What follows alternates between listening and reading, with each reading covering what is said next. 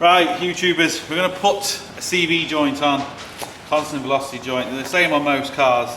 Now, if you want to know how to actually get to this point, you can watch our first video on how to actually take this off. All we're going to be explaining on is how to physically put that on. First thing you want to do is take off the old metal clips. Now, some have metal clips, some have plastic clips, it just depends. This one just happens to have metal clips. So they just twist off. But you get the new clips with the new CV joint. Take off this rubber. Now, it's a bit messy, this job.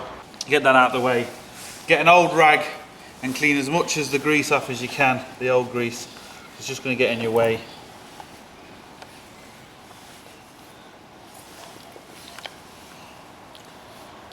And then it's always best when you can just to make sure that the new CV joint is the same. You can make sure that they're the same that way, same sort of size. It's always a good check as well. So on some CV joints, depending on which ones they are, there's a couple of ways of getting them on. In the new packet, you'll find the new clips, and this one happens to have like a special circlip. Some of them have a clip that goes inside on the shaft, but this one we just, well, I'll show you, this one we have to just pull the clip apart. The CV joint slides straight out, so we'll just clean this as best we can until we find the right spot.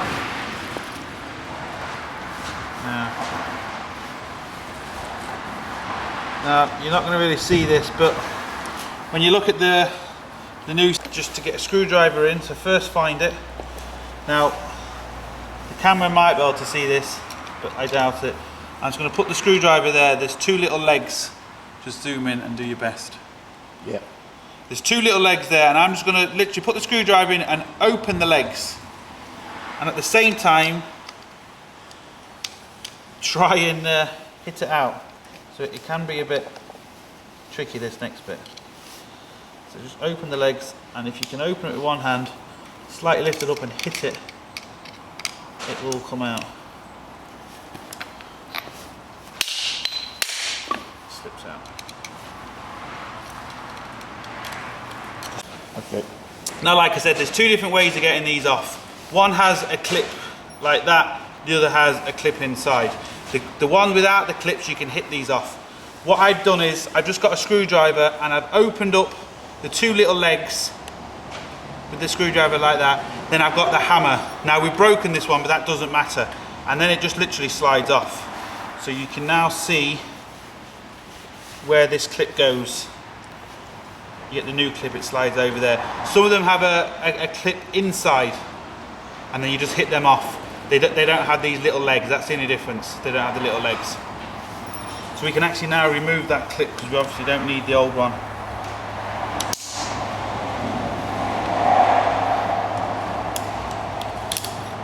That's the old one. And clean up everything to make sure nothing's damaged. It's the old joint. And the best thing to do is make sure that everything's right. So before you do anything, just straighten up that, which I can't do unfortunately, but you just make sure that the splines, so the splines inside there match the splines there. And you can just do that by test fit. As you can see, that's gone straight in. Just wiggle it about, and I can straighten up the joint. Now, as you can see, that's straight in and out. So we know it's good. We know it's the same width this way, so we can check, and we know it's the same length that way as well. So that's the good thing, you always check. Now, the next thing, we need to obviously put grease in this. Easiest way to get the grease in, rip off the corner,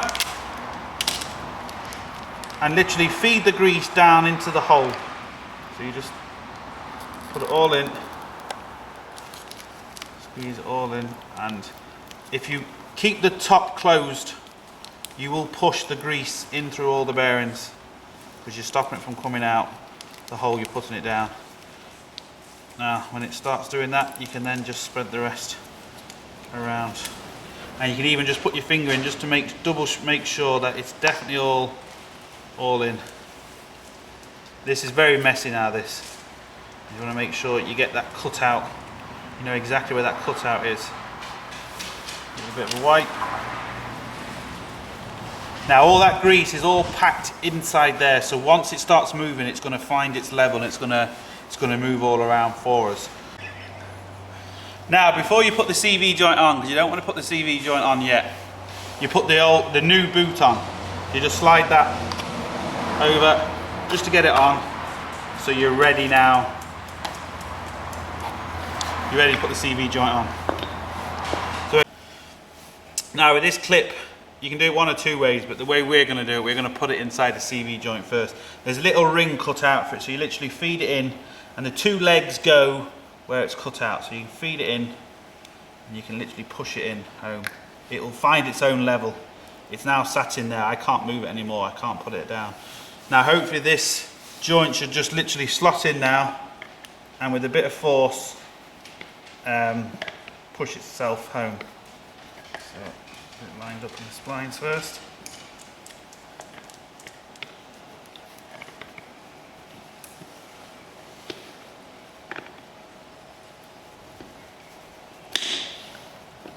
Now, that's it. It just slid in and I can't pull it out. And as you can see, as I move that to the side, you can see all the grease pushing itself out. So I now know that when that starts moving up and down and left to right and all that, that the grease is going to move itself around. So so once that's slid in, the next thing to do, if you've got any spare grease left over, you can put it around here and then just put the CV boot on, and the CV boot just literally slots on over that, and then you just slide that down until it reaches its mark, which is about there. A little cutout for that as well. Push that back down. Now what we'll do now is we'll put the two metal clips on.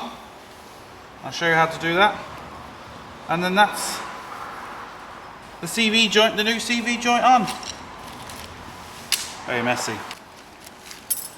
These are the two metal clips, 1 and 2.